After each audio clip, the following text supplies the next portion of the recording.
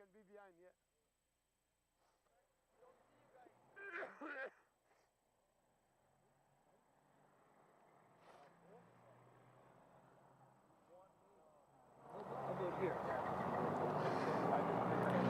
Bonjour tout le monde. Je vais faire ma déclaration d'abord en anglais et puis après en français. Good day everyone. Today I'm in London, Ontario. Before I make my announcement, I would like to introduce some of our candidates that are behind me, and I'm very pleased to have a nice team of candidates from different ridings. So I will have the opportunity after this press conference to introduce them. I want to discuss the issue today of mass immigration and how important it is that immigrants integrate our society so that we maintain our unity and social cohesion as a country. When it was founded in 2018, the PPC was immediately attacked by the old media and political establishment because I was proposing a lower annual target for immigration than the Liberals. There was a taboo about it then. Unless you supported always having more and more and more immigrants, you were called a racist and anti-immigrant xenophobe. But it was already clear at that time that there was a problem. I rang the alarm bell in 2019 about the housing crisis, especially in Toronto and Vancouver, where a large proportion of immigrants settle. Nobody wanted to recognize the problem then. I also said that Trudeau's cult of diversity and radical multiculturalism was dividing our country into tribes, that we were creating ghettos, that we were importing conflicts from other countries, and that Canada's culture, heritage, and identity were being diluted because it was impossible to successfully integrate so many immigrants. Again, we were accused of being intolerant, even though many PPC candidates were themselves immigrants or sons and daughters of immigrants. Hysterical left-wing journalists panicked when pro-PPC billboards appeared across the country with the slogan, "Say no to mass immigration." It was impossible to have a rational conversation on this issue. 6 years later, it has become absolutely clear that we were right. Today, there is a new consensus that is emerging. Mass immigration is indeed a major cause of the housing crisis. Even the Liberal government had to admit it. Mass immigration is also responsible for our stagnation of our standard of living. The economy is growing, but not as fast as the population. That's why our GDP per capita is the same today as it was 10 years ago. And who cannot recognize also that mass immigration increases pressure on our failing health care system, social programs, and infrastructures. We bring in too many immigrants, temporary foreign workers, and foreign students who don't have the skills that we need. Instead, they compete with young Canadians and semi-retired seniors for low-skilled jobs. We have all heard about the immigration scams to bring people here under fraudulent claims. There may be up to 500,000 illegal migrants in this country today who have stayed after their visa has expired. The People's Party is not against immigration or against immigrants. Many of our candidates and volunteers across the country are immigrants. What we are against is mass immigration. What we denounce are the many negative impacts that mass immigration has on our country. And polls show that the vast majority of Canadians now agree with what we were saying 6 years ago. A nation must be based on a sense of belonging, of participating in a common national project and sharing the same values. It is only when these sentiments are widely shared that we can develop the trust and common understandings necessary for our society and institutions to function. For many decades, Canada welcomed a reasonable number of immigrants who had to go through a very difficult selection process, who came here to work and become Canadian. Not to live like foreigners among us as if they were still in their home country. But when over 1 million foreigners come to Canada every year, that process of economic, social, cultural integration simply falls apart.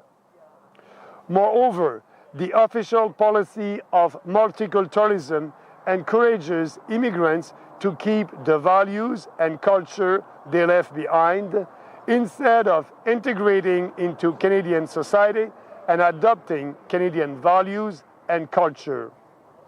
It is time to put an end to this process of disintegration of our Canadian identity and social cohesion.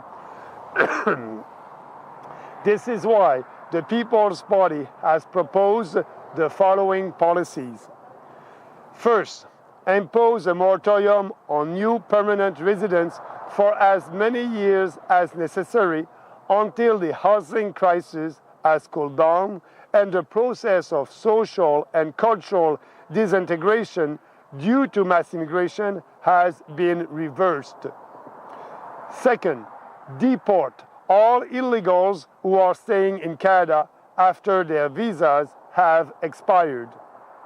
Third, drastically lower the number of foreign students and temporary foreign workers and make sure that they do not compete with Canadian workers. And fourth, eliminate all funding to promote multiculturalism and emphasize instead the integration of immigrants into Canadian society. Mass immigration is destroying our society, our economy, and our unique Canadian identity. We need a pause to repair the damage. And therefore, we need a reasonable immigration policy that's in the interest of Canadians, old and new, not of foreigners. It's time to adopt these ambitious reforms with the People's Party. Thank you. Je vais maintenant faire ma déclaration en français. Bonjour à tous. Je suis aujourd'hui à London, Ontario. Je veux vous parler de la question de l'immigration de masse et de l'importance que c'est pour ici, pour le Canada, pour que les immigrants s'intègrent dans notre société, afin que nous puissions maintenir notre unité, notre cohésion sociale en tant que pays. Lorsque le Parti populaire a été fondé en 2018, il y a immédiatement été attaqué. Oui, nous avons été attaqués par l'ensemble des médias et de la classe politique parce que nous proposions à l'époque un seuil annuel d'immigration plus bas que celui des libéraux. Un tabou complet entourait cette question. À moins d'être en faveur d'accepter toujours plus d'immigrants, on vous traitait de racistes, de xénophobes, anti-immigrants. Mais il était déjà clair à l'époque qu'il y avait un problème avec l'immigration. J'ai sonné l'alarme en 2019 à propos de la crise du logement particulièrement à Toronto et à Vancouver, où une grande proportion d'immigrants s'installe. Personne ne voulait reconnaître le problème à l'époque. J'ai aussi dit que le culte de la diversité et le multiculturalisme radical de Trudeau divisaient notre pays en tribus, que cela créait des ghettos, que nous importions des conflits d'autres pays et que l'héritage culturel et l'identité du Canada étaient dilués parce qu'il était impossible d'intégrer avec succès autant d'immigrants. Encore une fois, tout le monde nous a accusés d'être intolérants, même si plusieurs de nos candidats étaient eux-mêmes des immigrants ou des fils et filles d'immigrants. Des journalistes gauchistes hystériques ont paniqué lorsque des panneaux publicitaires pro-PPC sont apparus dans tout le pays avec le slogan « Dites non à l'immigration de masse ». Il était impossible d'avoir une conversation rationnelle sur cette question. 6 ans plus tard, il est devenu absolument clair que nous avions raison. Aujourd'hui, un nouveau consensus se dégage. L'immigration de masse est effectivement une cause majeure de la crise du logement. Même le gouvernement libéral a dû l'admettre. L'immigration de masse est également responsable de la stagnation de notre niveau de vie. L'économie croît, bien sûr, mais pas aussi vite que la croissance de la population. C'est pourquoi notre PIB par habitant est le même aujourd'hui qu'il y a 10 ans. Et comment ne peut-on reconnaître que l'immigration de masse accroît la pression sur notre système de santé défaillant, nos programmes sociaux et nos infrastructures? Nous accueillons trop d'immigrants, de travailleurs étrangers temporaires et d'étudiants étrangers qui n'ont pas les compétences dont nous avons besoin. Au lieu de cela, ils font concurrence aux jeunes Canadiens et aux aînés semi-retraités pour des emplois peu qualifiés. Nous avons tous entendu parler des combines visant à faire venir des gens ici sous le couvert de demandes frauduleuses. Il pourrait y avoir jusqu'à 1 demi-million de migrants illégaux au Canada, des gens qui sont restés ici après l'expiration de leur visa. Le Parti populaire n'est pas contre l'immigration ou contre les immigrants.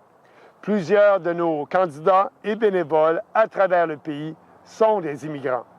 Nous sommes contre l'immigration de masse. Ce que nous dénonçons, ce sont les nombreux impacts négatifs qu'a l'immigration de masse sur notre pays. Et les sondages montrent que la grande majorité des Canadiens sont maintenant d'accord avec ce que nous disions il y a 6 ans. Un pays doit être fondé sur un sentiment d'appartenance, de participation à un projet national commun et de partage des mêmes valeurs. Ce n'est que lorsque ces sentiments sont largement partagés que nous pouvons développer la confiance et la compréhension commune nécessaires au bon fonctionnement de notre société et de nos institutions. Pendant de nombreuses décennies, le Canada a accueilli un nombre raisonnable d'immigrants qui ont dû passer par un processus de sélection difficile et rigoureux, qui sont venus ici pour travailler et devenir Canadiens, et non pour vivre comme des étrangers parmi nous, comme s'ils étaient encore dans leur pays d'origine. Mais quand plus d'1 million d'étrangers viennent s'installer au Canada chaque année, ce processus d'intégration économique, sociale et culturelle s'effondre. En outre, la politique officielle en faveur du multiculturalisme encourage les immigrants à conserver les valeurs et la culture qu'ils ont laissées au lieu de s'intégrer pleinement à notre société et d'adopter les valeurs et la culture canadienne. Il est temps de mettre un terme à ce processus de désintégration de notre identité et de notre cohésion sociale. C'est pourquoi le Parti populaire propose les politiques suivantes. Premièrement, imposer un moratoire sur les nouveaux résidents permanents pendant autant d'années que nécessaire jusqu'à ce que la crise du logement se soit résorbée et que le processus de désintégration sociale et culturelle dû à l'immigration de masse ait été stoppé. Deuxièmement, expulser tous les clandestins qui sont restés au Canada après l'expiration de leur visa. Troisièmement, réduire considérablement le nombre d'étudiants étrangers et de travailleurs étrangers temporaires et veiller à ce qu'ils ne soient pas en concurrence avec les travailleurs canadiens. Quatrièmement, éliminer tout financement visant à promouvoir le multiculturalisme et mettre plutôt l'accent sur l'intégration des immigrants dans notre société. L'immigration de masse est en train de détruire notre société, notre économie, notre unique identité canadienne et nous avons besoin d'une pause pour réparer les dégâts. Et par la suite, nous avons besoin d'une politique raisonnable en matière d'immigration qui soit dans l'intérêt des Canadiens, anciens et nouveaux, et non pas dans l'intérêt des étrangers. Il est temps d'adopter ces réformes ambitieuses avec le Parti populaire du Canada. Merci. And now I'm ready to answer questions. If you have any questions, please raise your hand. Si vous avez des questions, levez la main ici sur le Zoom, s'il vous plaît, merci. Non, nous n'avons pas de questions ici pour l'instant. Okay, we have a question here. Go ahead, yeah. Okay, Brian Bicknell from CTV. So I'm just wondering, you said you believe there's 500,000 illegal migrants or people who have stayed past their visas. I'm just wondering, how did you come to that number? Where did you find that? If you could maybe just explain that a little bit. Yes, I said that there's about 500,000 of illegals, migrants here in our country, because, you know, all these people who came here under a visa and, you know, their temporary foreign workers visa or their, you know, international student visa have expired. And so when they are all here illegally. So that's what I'm saying when we must deport all illegals, that are these people who are here without any visa or their visa has expired. So we need to know how many people, because, you know, coming from the government of Canada, it's between 25,000 illegals and up to 500,000 of them. We need to put the resources to be sure to find how many people, who are these people, and to be able to deport them. That must be the priority of the government. So I'm just wondering, the deportation bit, the rest of the policy sounds fairly similar to some of the things that have already been done as far as reducing student visas, so on and so forth. Is that the main difference, or is there something else that I'd be missing? Sorry, can you repeat the main difference between our policies and what else? And the other parties, particularly what's been done in the last little while with the current Liberal government. Thank you for asking. Our policy on immigration is very different than the Liberals and the Conservatives. For example, Pierre Poilievre is saying that it's okay with 250,000 new foreigners in our country every year. You must add to that the temporary foreign workers. You must add to that the international students. You must add to that the refugees. So over 3 years, it's about 1.5 million foreigners in our country. So for us, it is mass immigration. And, you know, when we are in the middle of a crisis, it's not time to add more and more migrants to our country. And for the Liberals, you know, they created that mess. They created that situation, and they're not ready to solve that. Both the Liberals and the Conservatives are pandering to ethnic communities to have their support. So for us, we don't pander to them. We are doing politics for all Canadians, and we want all Canadians to be successful. So that's why it is important to stop mass immigration and do that deportations. So if you agree with us that mass immigration is a huge problem in this country, the only party that is ready to solve that problem is the People's Party of Canada. You mentioned you would put a moratorium on permanent residencies. Does that include people who are spouses and stuff like that? Yeah, for permanent resident, our position is the moratorium, a real moratorium. So that means no more for a couple of years. And after that, like I said in my speech, we need to be sure when all the problems created by mass immigration will be solved, we will, yes, reopen our doors to immigration, but it must be based on our need as a country, what we need. And right now, you know, all these immigrants that are coming to our country are low-skilled immigrants. So our immigration system must be based on the capacity of our country to integrate these immigrants, and they must come here because, you know, they will be able to have a job and they will be able to integrate into our society. But that will be after our moratorium. When all these problems will be fixed, yes, we will reopen the doors to immigration, but it will take a couple of years before doing that. My question is more along the lines of, does the moratorium include, for instance, immigrants who marry Canadians? The moratorium is, yes, it's for everybody. Everybody who wanted to come to our country now, we will stop that. We will have that moratorium. The answer to your question is yes. Just another question. You're standing in. Of course, you're standing in front of the Government of Canada immigration sign. I don't know all the campaign election rules, but is what you're doing allowed in the election as far as using a government sign as part of your campaign? Okay, sorry, I didn't understand. Can you speak louder? I think the mic is not functioning. Can you speak louder? Yeah.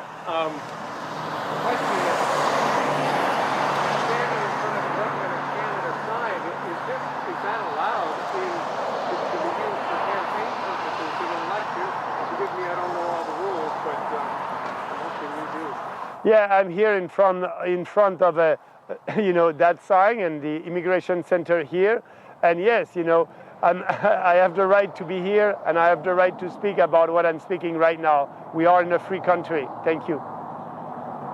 That's it. Nous n'avons pas d'autres questions ici sur le Zoom. Pas d'autres questions. Yeah.